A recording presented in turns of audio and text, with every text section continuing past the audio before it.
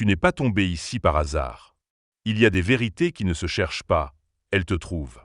Et si tu écoutes attentivement, tu sentiras ce frisson. Ce n'est pas de la curiosité. C'est une mémoire. Quelque chose en toi se souvient. Pas avec la tête, mais avec l'âme. Il existe des forces qui ne se montrent qu'aux consciences prêtes à les recevoir.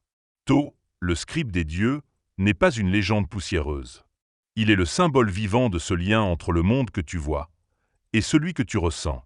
Chaque mot que tu prononces, chaque pensée que tu nourris, façonne plus que ta réalité. Elle révèle ton alignement. Mais pourquoi certains mots transforment, tandis que d'autres s'évanouissent sans laisser de traces? Pourquoi certains rituels anciens ont-ils traversé les millénaires, alors que d'autres se sont effondrés dans l'oubli? Et si la véritable magie n'était pas un pouvoir, mais une posture? Ce voyage commence ici. Pas pour comprendre, mais pour te rappeler. Avant que le monde ne prenne forme, il y avait le silence. Pas un vide, mais une attente. Une densité invisible qui vibrait en potentiel. Et puis, une vibration. Un souffle. Un mot. Les anciens Égyptiens ne voyaient pas la parole comme un outil. Ils la considéraient comme une force. Chaque mot, une graine semée dans l'éther. Chaque son, une onde créant une forme dans l'invisible. Au centre de cette compréhension, il y avait Thoth. Thoth n'était pas un dieu lointain. Il était le médiateur, le codeur, le tisseur du pont entre la pensée divine et la manifestation terrestre. Lorsque le cœur désirait créer, c'est la langue Thoth qui permettait à cette impulsion d'exister. Le cœur initie, Thoth actualise. Dans les mystères anciens, Thoth n'était pas un simple scribe. Il incarnait la parole consciente. Pas les mots du bavardage, mais ce porteur d'intentions claires, d'alignement vibratoire. Dans un monde fondé sur l'ordre, l'harmonie et la fréquence, parler était un acte rituel. Chaque mot était sacré. Parler, c'était construire. C'est pour cela que Thoth est aussi lié au temps. Pas au temps linéaire, mais au kéros, le moment juste, le temps sacré. Celui où une vérité naît, où un acte trouve son alignement parfait dans le rythme de l'univers. Il est celui qui connaît le moment où l'âme est prête. Aujourd'hui, nous avons oublié cette précision. Nous parlons sans conscience. Nous émettons des sons qui vibrent sans direction. Mais dans les traditions initiatiques, la parole est une responsabilité. Et Thoth est le gardien de cette responsabilité. Rien n'est créé dans le chaos. Tout suit une fréquence. Thoth observe cette fréquence. Il ne juge pas, il enregistre. Il note les désalignements, les accords, les distorsions. Imagine, à chaque mot que tu prononces, tu envoies une onde. Cette onde entre en résonance avec le champ universel. Si ton mot est juste, il s'aligne. Sinon, il crée du bruit. Et ce bruit est ce que beaucoup appellent problème. L'ordre cosmique, pour les Égyptiens, s'appelait Maat, un équilibre subtil entre intention et expression. Et c'est ce que Thoth incarnait, l'interface entre pensée pure et expression incarnée. C'est pourquoi on ne lui prêtait pas seulement une fonction d'écriture, mais une fonction vibratoire. Dans la stèle de Shabaka, il est dit que le cœur pense et que la langue donne forme. Cette phrase contient tout. La conscience crée l'intention, le mot la rend réelle. Et Thoth est les deux. Ce n'est pas une métaphore. C'est un mécanisme. Tu parles. Tu dis des choses. Tu racontes ta journée. Tu exprimes tes émotions. Tu plaisantes. Mais sais-tu ce que tu fais vraiment? Chaque fois que tu ouvres la bouche, tu modules l'énergie. Tu ne communiques pas. Tu crées. Les anciens le savaient. Pour eux, la parole était un outil sacré. Le verbe n'était pas une suite de sons, mais une force dirigée. Une vibration capable de modifier la réalité. Pas par magie, par résonance. Il ne suffit pas de vouloir. Il faut vibrer. Et ce que tu vibres commence avec ce que tu dis. Pas ce que tu dis aux autres. Ce que tu te dis à toi-même, tous les jours, sans y penser. Observe tes automatismes. Je n'ai pas de chance. Je suis fatigué. Je n'y arriverai jamais. Chaque phrase devient une commande. Un programme. Et ton champ énergétique obéit. Ce n'est pas de la superstition. C'est une mécanique subtile. Un mot est plus qu'un son. C'est une onde qui s'imprime sur ton champ. Il porte un rythme, une intention, une densité. Et surtout, des conséquences. Les anciens Égyptiens, les kabbalistes, les alchimistes, tous enseignaient cela. Mais dans notre monde moderne, nous avons transformé le mot en outil banal. Un bruit sans conscience. Une distraction. Et le résultat? Nous créons des réalités désalignées, incohérentes, conflictuelles. Non pas parce que le monde est injuste, mais parce que notre verbe est dispersé. Il ne s'agit pas de parler positivement. Il s'agit de parler juste. La justesse du mot vient de l'alignement entre ce que tu dis, ce que tu ressens et ce que tu es. C'est ce que Tho enseignait. Pas un mot de plus que nécessaire. Pas une syllabe qui dévie. Chaque parole, un cristal vibratoire. Et si tu écoutes bien, tu comprendras pourquoi certaines personnes transforment tout ce qu'elles touchent, tandis que d'autres répètent les mêmes schémas encore et encore. Ce n'est pas une question de chance. C'est une question de vibration. Tu crois peut-être que ce sont tes pensées qui façonnent ta réalité. Mais ce n'est pas si simple. Le monde ne réagit pas à ce que tu veux. Il répond à ce que tu émets. Tu veux l'abondance, mais tu vibres la peur du manque. Tu veux l'amour, mais tu vibres l'abandon. Tu veux la paix, mais tu vibres le conflit. Et l'univers, lui, n'écoute pas tes intentions. Il capte ta fréquence. C'est ici que beaucoup se perdent. Ils font des affirmations, des visualisations, des prières. Mais à l'intérieur, la vibration est désaccordée. Alors rien ne change. Ou pire, ce qui se manifeste renforce leur confusion. Pourquoi? Parce que dans ce champ subtil qu'est le tien, ce n'est pas le souhait qui agit, c'est la cohérence. Tu peux dire « je suis en paix » 1000 fois. Mais si ton cœur bat à cause de l'angoisse, ton mot ne crée rien. Il devient un mensonge vibratoire. Et l'univers ne répond pas au mensonge. C'est ce que Tho savait. Ce n'est pas la beauté des mots qui compte. C'est leur alignement.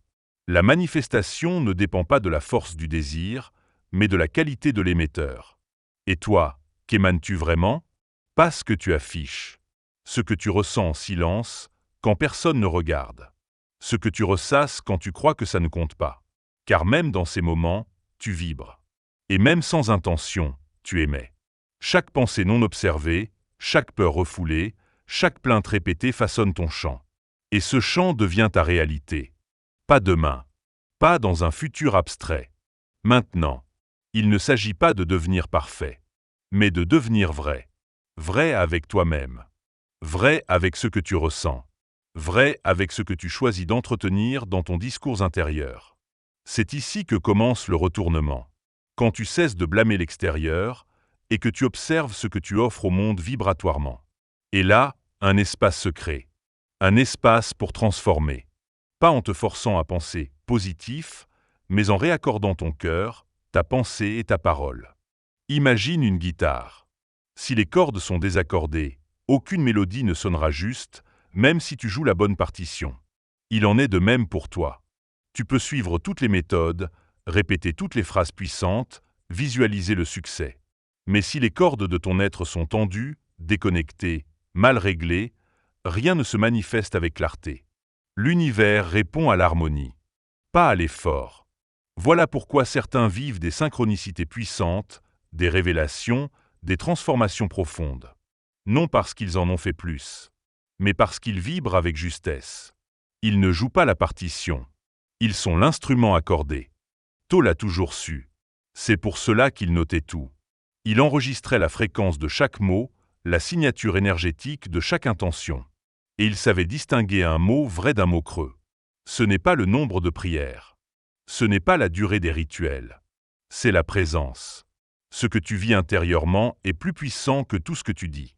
Mais quand tu oses parler depuis cette vérité, quand ton mot et ton être sont unifiés, alors le monde s'ouvre. Et tu crées. Pas par volonté, par résonance. Quand tu entends « abracadabra », tu penses probablement à un tour de magie. Un chapeau, un lapin, une illusion. Mais ce mot, en réalité, est l'un des plus puissants jamais prononcés. Abracadabra vient de l'araméen ancien, avracadavra, ce qui signifie « je crée comme je parle ». Pas un sort. Une déclaration.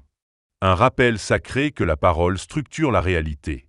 Ce que nous avons réduit à une plaisanterie de scène était, pour les anciens, un mantra initiatique. On l'écrivait sous forme de triangle, une lettre disparaissant à chaque ligne. Et ce qui restait à la fin? Un point.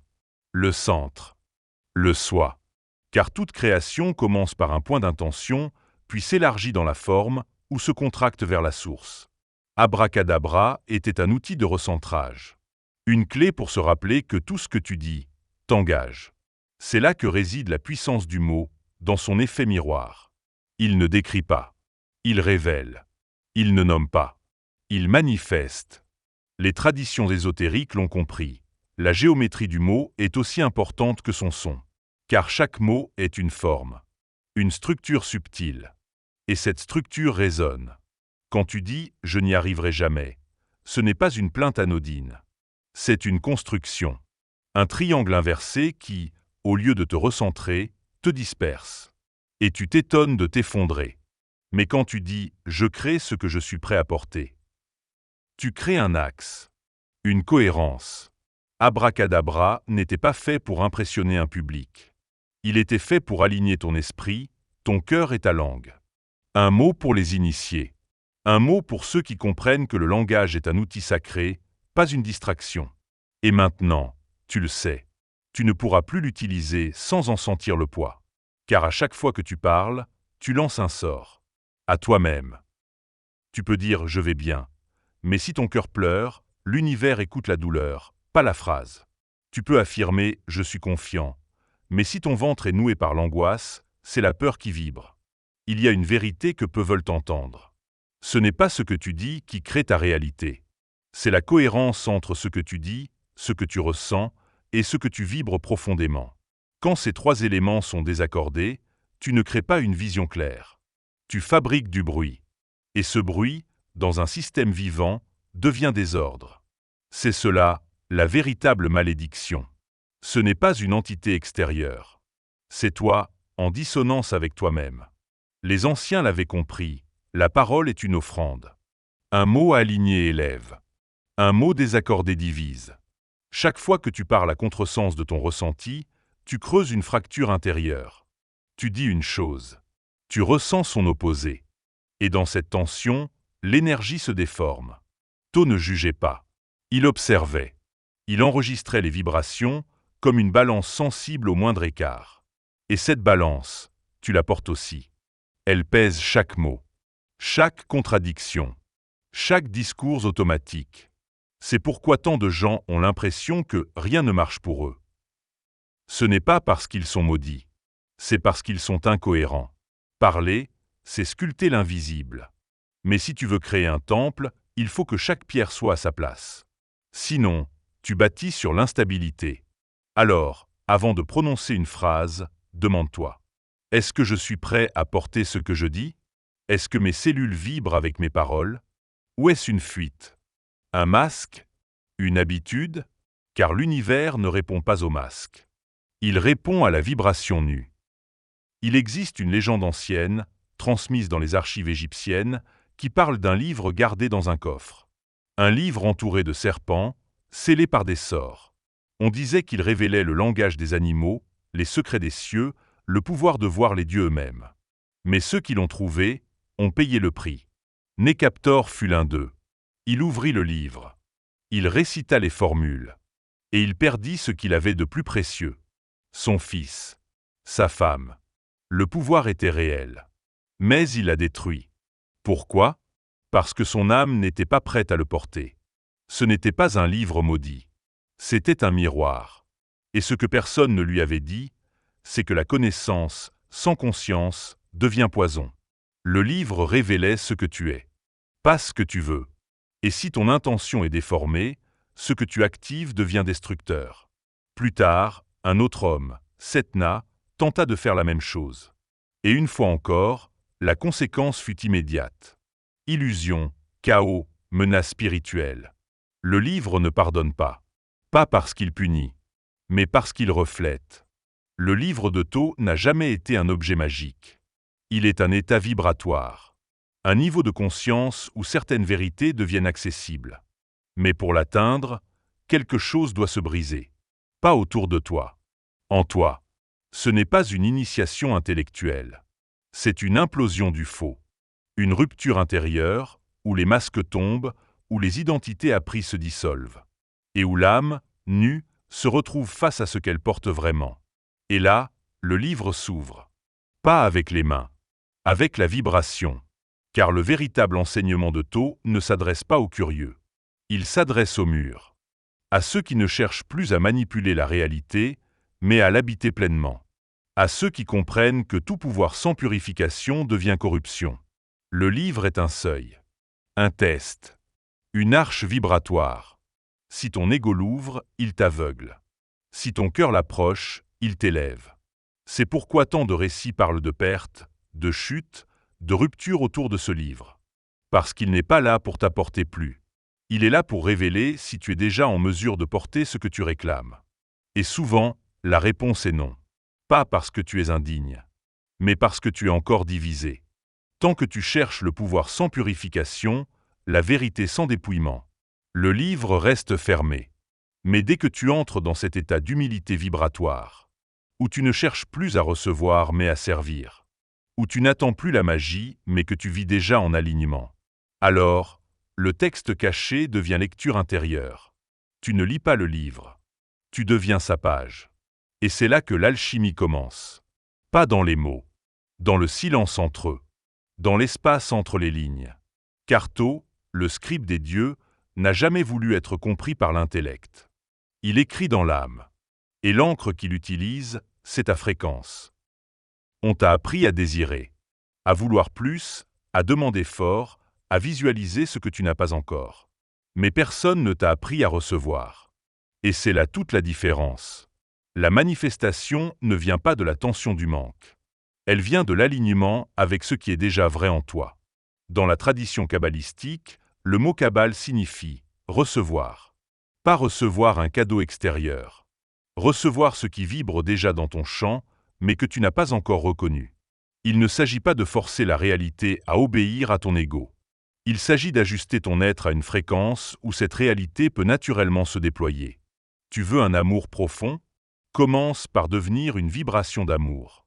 Pas un effort émotionnel, mais une stabilité énergétique. Tu veux l'abondance ? Alors ne pense pas argent. Pense circulation, fluidité, cohérence entre donner et recevoir. Rien ne s'ancre dans la matière sans passer par l'invisible. Et dans l'arbre de vie, tout commence par Kété, la couronne. Puis descend à travers les sphères de l'intention, du cœur, de la parole, avant d'atteindre Malkout, le royaume. Tu ne manifestes pas ce que tu veux. Tu manifestes ce que tu es prêt à soutenir. Le pentagramme. 5 pointes. Un symbole que l'on a tant mal compris, tant diabolisé, tant vidé de son essence. Mais à l'origine, il n'était pas un signe de magie noire. Il était un rappel. Un code. Une carte de lettres. Chaque pointe du pentagramme représente un élément fondamental. La terre, ton corps, ta structure, ton ancrage. L'eau, tes émotions, ta mémoire, ta sensibilité. L'air, tes pensées, ton esprit, ta clarté mentale. Le feu, ta volonté, ta vitalité, ton mouvement. Et au sommet, l'esprit, l'essence qui harmonise tout. Ces 5 éléments tournent en toi, comme des sphères qui cherchent l'équilibre. Mais si l'un d'eux domine ou s'effondre, tout vacille. Tu deviens instable. Tu deviens dispersé. Le pentagramme est là pour te rappeler une vérité simple. Tu es un microcosme de l'univers. Et tant que tu négliges un seul de ces éléments, ton pouvoir reste fragmenté. Ce n'est pas un symbole extérieur. C'est une dynamique vivante. Un mouvement que tu peux activer ou bloquer. Avant le mot, il y a l'espace. Avant la voix, il y a l'écoute. Avant la création, il y a le silence. Et ce n'est pas un hasard. Dans les écoles initiatiques les plus anciennes, le silence n'était pas une contrainte. C'était une initiation, une purification, une préparation. On ne t'autorisait pas à parler de l'invisible si ton espace intérieur était encore rempli de bruit. Car chaque mot a besoin d'un sanctuaire. Un lieu intérieur où il peut vibrer avec justesse. Et ce lieu, c'est le silence. Pas un silence vide. Un silence fertile. celui qui écoute avant d'émettre, celui qui accueille avant d'exprimer. Tho, en tant que scribe des dieux, n'était pas bavard. Il parlait peu, mais chaque mot qu'il écrivait devenait loi. Pourquoi? Parce qu'il naissait du silence aligné. Les initiés le savaient. Parler trop tôt, c'est tuer la vibration. Exprimer sans présence, c'est gaspiller la force. Il y a un moment où tu cesses de chercher, où tu ne veux plus des rituels spectaculaires, des signes extraordinaires, des secrets cachés. Parce que tu comprends enfin que le mystère, ce n'est pas ce que tu ne sais pas. C'est ce que tu savais déjà, mais que tu avais oublié. Et dans ce moment de bascule, quelque chose s'éveille. Pas une nouvelle connaissance. Un ancien souvenir. Celui que tu n'as jamais cessé d'être. Tho ne t'écrivait pas un message. Il te décrivait. L'ultime révélation, ce n'est pas que tu puisses lire son livre. C'est que tu réalises que tu es ce livre. Que chaque mot que tu poses sur le monde est une ligne gravée dans ta propre tablette intérieure. Tu n'es pas venu ici pour chercher le divin. Tu es venu pour l'incarner.